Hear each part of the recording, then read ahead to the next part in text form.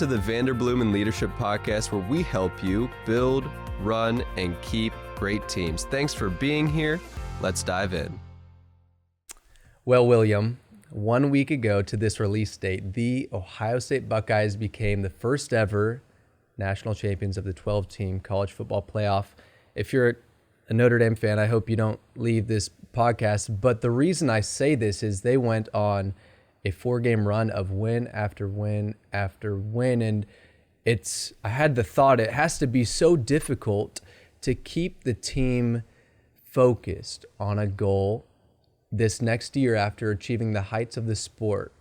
And I thought, man, how does one go about, as they're leading a team, how do you handle that type of success in a team, and how do you shift focus from one goal to another goal, especially after achieving the previous goal? Such a good question. I mean, the first thing is you got to think of your whole team, Yeah. And like for me, I'm thinking of our whole client base and how you just ticked off every Catholic client we have.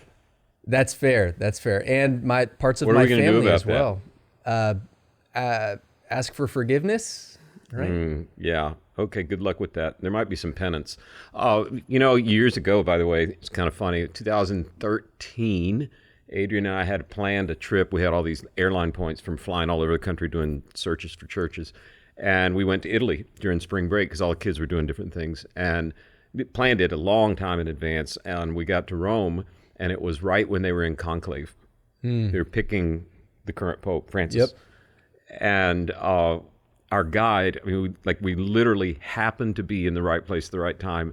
And he rushed us up. We were the closest people on the square to the Pope other than clergy. Wow. Yeah. So we got a picture. Instagram had just started, and we got a picture of Adrian and me with the smoke going up behind us. And the caption on Instagram was, "It always feels good to finish a really big search." That's great. That's great. Our lapsed Catholic friends are like, "Did you do that search, No. really?" And I'm like, "I can't talk about this. You This think is- I'm supposed to talk about this?" That's right.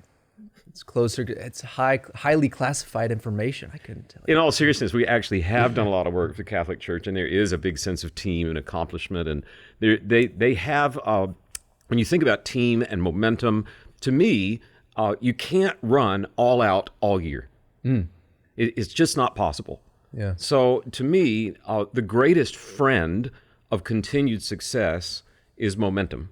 Yeah. Momentum's everything with leading. If you can get momentum, hang on to it, do whatever you can to keep it. But that doesn't mean you have to sprint the whole time. So what I do love about the Catholic Church is their sense of calendar. Yeah. Like they have a run-up. We're recording right now, and in about a month, they'll have a run-up toward Easter. The Lenten calendar. I'm actually in the middle of writing a devotional for YouVersion for a Lenten devotional. And then they'll turn their focus elsewhere, and then there's feast days and fast days. And I'm not Catholic, but it's just really interesting how they control goals and momentum by having small, achievable wins. Like here in this team, we're coming off the best year we've ever had. Yeah. It's just, every single thing was up and to the right, and the couple of things that were less up and to the right really took off at the end of the year. Well, how do you sustain that momentum? Well, this quarter and next quarter, I've said, we spent a good bit of time in the latter half of last year focused on our marketing efforts, our sales efforts, which are not words preachers like. We don't have sales in church. Yes, you do. Call it eternal fire insurance, but That's you're right. selling something, I promise. So we worked on that and how we can understand the pain points people have. Got really good at that. Now we've got momentum. So what are we doing the first 2 quarters this year? I'm spending an equal amount of time on our delivery system. I'm getting deep in the weeds in our recruiters that are looking for great candidates, for our consultants that are working directly with clients. So that there's momentum, but you don't have to have momentum in every department at every moment. Yeah. It kind of gives some people a moment to breathe, and it gives others a moment to focus. Yeah. It's interesting. I would say I'm a runner. I'm more like a jogger. Okay. We've talked about this before.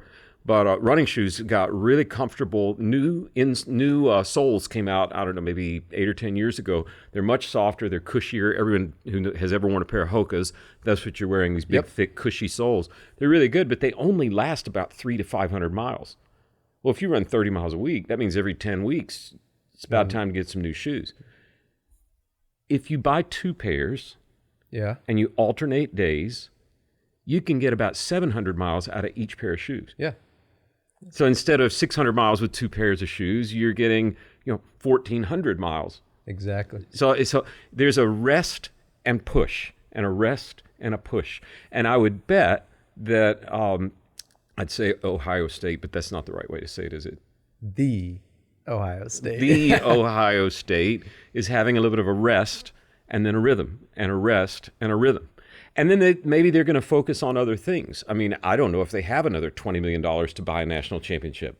Well, we don't want to get into numbers here, but I do want to know what are just some tips for, obviously, a huge success like that. You have to be feeling pretty good about yourself. You got to be feeling, a little bit of the hot air balloon and very confident, and rightfully so. But how do you stay grounded and still stay, I guess, humble and have a realistic view of yourself in going to achieve the next goal? So that's a trick question, Jared. If you ever meet somebody who says, I'm an expert on humility. Well, I used to brag, actually. This was a funny joke I used to say. I used to tell people that I'm the self-proclaimed world's humblest person.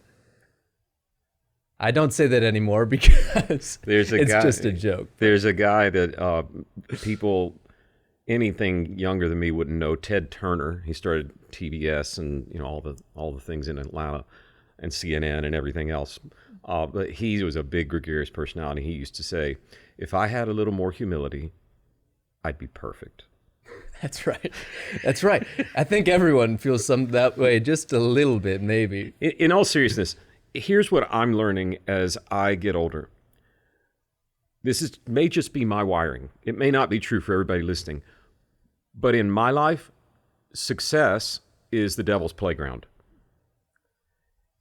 When you're down, you figure out who you are.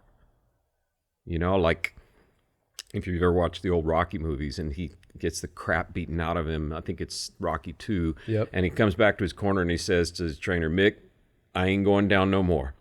And he doesn't go down one more time. He found out who he was in the down. The problem is, when you get to the top, it's real easy to forget who you are. Yeah. You figure out who you are when the chips are down, and you gotta find a win. You stack enough wins and start believing your own press, and it can lead to a real problem. And that was Rocky 3. Big success, wasn't fighting as much. Clubber Lang comes along, Mr. T, and kicks his butt. That's been true for me. The times I've been weakest are after my biggest career successes. Yeah. And if you look at what happens, I use a biblical example of King David. He was the lead warrior. It was his job to lead the army. Like from day one of him showing to be king was killing Goliath, right? Yeah. And he led him out to war. He wasn't old. And then we get a verse that says, and then the time of year came, I think it was the springtime, when men go to war. Yep. And David said, I'm staying home this time. It's not a good outcome. No. They don't need me on the field. I'll stay here and find something else to do. Uh-oh. Bathsheba happens, right? Now, that's a severe example. But it's super easy when you're successful to think a little bit more of yourself than you ought. Yeah. The Bible says, don't think too highly of yourself. Well, you also shouldn't think too lowly of yourself, right? Yeah. And it's not, don't ever think well of yourself. You should celebrate the wins God puts in front of you. But man, I am learning as I get older, when we have a moment of success, that's when I've just got to stay grounded. I've got to do something that reminds me, I ain't going down no more. That's and right. Not fight big fights. So I don't know how that translates to people who are listening today, but I would just say if you if you have an accountability group, if you have friends, if you have, I've mentioned before on our podcast, particularly if you're a guy, because we're terrible at sharing, you should have what's called, have you ever heard the phrase, a 2 a.m. friend? I have, yeah. Yeah. I've got them, thankfully. Yeah. These are the people that if you get arrested or you end up in jail, and it doesn't matter if it's 2 a.m., you can call one of these 5 guys, and they don't ask questions, they just come. And then you're fully transparent with them about what's going on in your life. My best 5 a.m. friend, I was telling this story recently, and he looked at the group I was telling it to. I said, you need 5 2 a.m. friends, guys. And he looked at the crowd and said, I'm the 4 a.m. friend, and I bring a shovel. So it's good to have one of those too, but that's a different podcast. So, that's right. But find those people that you really can be honest with. If you're married, it should be your spouse. But somebody that you can say, when you see me start to succeed, ask me the hard questions. Because success is often the time that people crumble. Yeah. And that's why, everybody hated the Patriots when they were winning all the time. They hated Alabama when they were winning all the time. We live in this disposable world. I'm the first generation that had the Happy Meal. Like, we really are the first disposable generation. And if you can find anything that's lasting and permanent and successful over a long period of time, I know that's the evil empire people hate, but the older I get, the more I'm like, oh my gosh, to be successful over a long period of time requires enormous self-awareness. Watching Saban, his clips keep showing up in my reel and in my feed. And I was watching the other day, he was talking to his players. He said, your biggest enemy? Your talent. Your talent is your biggest enemy, because you've spent, especially young guys on the team, you've spent your whole football career being the best player on the team. Now here you are, and you're not. Your talent will fool you into thinking you're better than you are. That's right. Good. That's right. So I think, if leaders want to keep themselves grounded after a big win, it all falls back on having people who will ask you the hard questions and having the self-awareness to know, when I get the big win, that's when it could go really bad. Yeah. When it comes to, the big win, we've talked about burnout before, and that's been a topic that we've covered a lot. But these successes, especially the big ones, how do you kind of discern, hey, this one is one that the group needs to celebrate just a little bit, versus, hey, this is one that, that maybe I'll let them celebrate a little bit more than I am, where I need to buckle down a little bit more? Or how do you go about deciding and discerning, I guess, when to celebrate and how long to celebrate for before moving on to the next goal or the next hopeful success? Yeah, I think the key to knowing how and when to celebrate is to, before the win ever happens, knowing what the win is. I mean, the win. Like, what's the win for Ohio State? Arguably, it's not the national championship. It's the game, and hadn't won that one in quite a while, have we? Well, I was there in person this last year, so I did get to watch the national champions in person, but yes, you're right. It's all about the game for Michigan and Ohio State, right? Well, in a church, you say, well, what's the biggest win? Well, that can get really hard to know. You can get so caught up in the crisis, the tyranny of the urgent, and you say, well, we don't have a 5-year plan. Here's a real simple filter for how to know when to celebrate if you're leading a church, okay, or a nonprofit for that matter.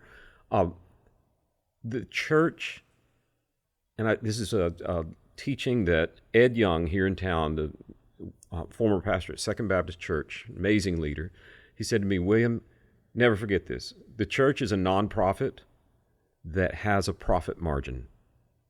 What are you talking about, Ed? What do you mean a profit margin? You making money over there at your church? No.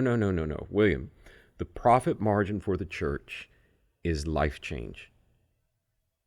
And if you can look for life change, celebrate life change, and realize that the people supporting your church are kind of the shareholders, if you will show them tangible life change in your church, you'll never have to ask for money again. You'll never have to worry about momentum again.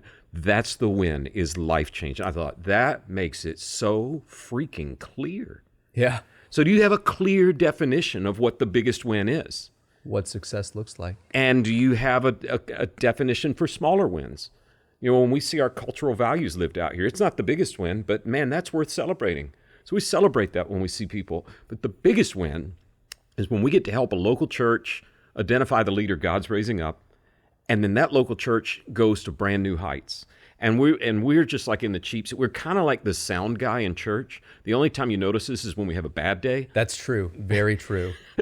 But seriously, you know, when we can see, when I look at Mariners Church out in California, and if you're not in California, you probably don't know Mariners Church. It's one of the best kept secrets in all of the kingdom. And we had the pleasure and honor of helping them as they transitioned from what was essentially their founding pastor to who'd done an amazing job. How in the world do you follow Nick Saban or, you know, a legend? And man, I mean, we were just the sound guy. We just, you know, in the back trying to guide the process. And the person God delivered, and there's no way we could take credit for how it happened, but to get to be there and watch it. I was there last week, and the pastor, Eric Geiger, said, you got to come to our Thursday night young adult service. And I said, well, I don't really qualify for that anymore. He said, I can get you a pass. We don't let, especially creepy old guys, come to the young adult service. But okay, Thursday night, you know, or whatever, I'll go, and there'll be 50 or 100 people, 2,000 people. Goodness. Fully engaged. And the senior pastor preaching every Thursday night there before a weekend of messages. That's impressive. It was a win. Yeah. There's life change. And us behind the scenes people, that's when you go, oh my gosh, what we're doing really, really matters. So for us, knowing what the big win is looks different than for a church or a school. But can you define the biggest and longest lasting success and then cascade celebrations around how close you are to that biggest and highest success? So you should celebrate all kinds of things. Celebrations, people love celebrations. That's right. They love a rally. They love a concert. They love a football game. People love celebrations. So as a leader, I think it is incumbent on you to create celebrations, but know which ones are the most important and which ones aren't. And one little sidebar, when if you're the leader of your team and you're celebrating wins, you can't ever be the hero. Ever. It's like a good quarterback would say, I take all the blame, I give away all the credit. That's what quarterbacks do if they're really good.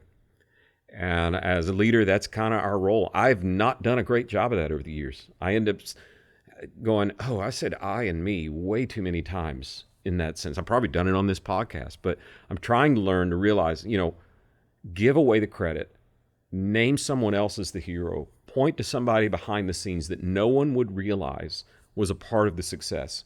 Point to that, and I promise you it will make the celebration contagious and more lasting.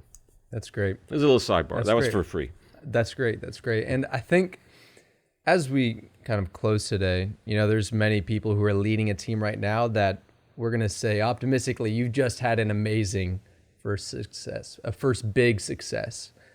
What would be just some lasting advice for them as they go to move the goalpost to the next big thing, as they go from maybe a moment of celebration that's hopefully been with the whole team to the next goal, the next big thing? What just a piece of advice to close with today for them? Yeah, well, I tell you what I am trying to learn to do is when there's a success, yes, you celebrate what's happened down here on the ground in success.